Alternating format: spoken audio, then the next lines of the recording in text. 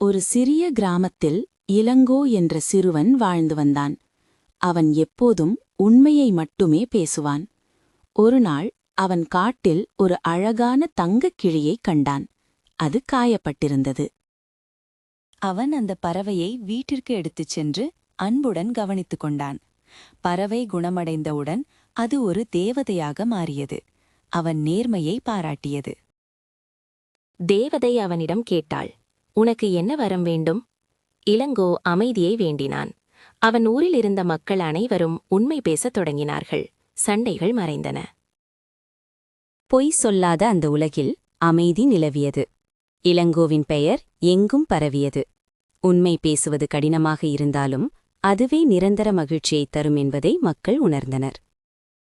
அமைதியான அந்த உலகில் பறவைகளும் விலங்குகளும் கூட அச்சமின்றி திரிந்தன.